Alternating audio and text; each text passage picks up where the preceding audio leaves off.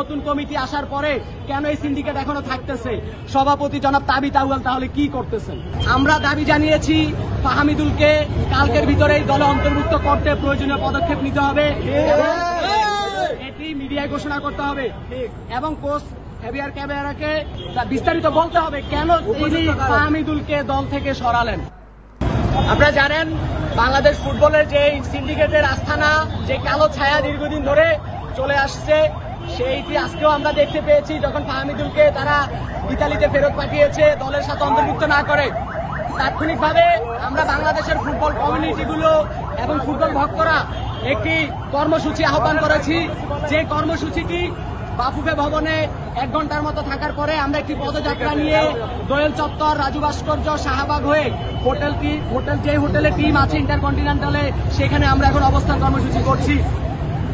আমরা দাবি জানিয়েছি ফাহামিদুলকে কালকের ভিতরেই দলে অন্তর্ভুক্ত করতে প্রয়োজনীয় পদক্ষেপ নিতে হবে, এটি মিডিয়ায় ঘোষণা করতে হবে এবং কোচ হেভিয়ার ক্যাবেরাকে বিস্তারিত বলতে হবে কেন তিনি ফাহামিদুলকে দল থেকে সরালেন।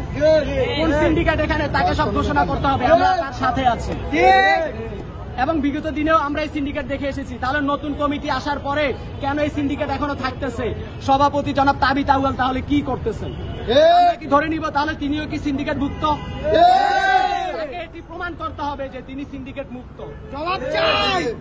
আমরা আজকে রাতের ভিতরে বাফুফে থেকে ফাহামিদুলকে দলে চাই এমন তারা ফাহামিদুলকে দলে অন্তর্ভুক্ত করতেছে এবং তারা ঘোষণা দিবে, নয়তো আমরা আজকে রাতে কঠোর কর্মসূচি ঘোষণা করব। এটি আমাদের ফেসবুক পেজগুলোর মাধ্যমে আপনারা জেনে যাবেন। আমরা ভক্তরা সোশ্যাল মিডিয়া আজকে গরম করে ফেলেছি, ব্রিং ব্যাক ফাহামিদুল হ্যাশট্যাগ দিয়ে এবং সেভ বাংলাদেশ ফুটবল হ্যাশট্যাগ।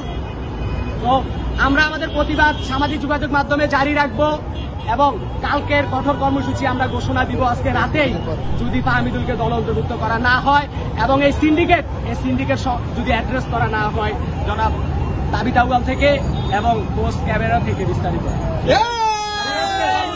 এখানে আমরা স্থগিত ঘোষণা করব।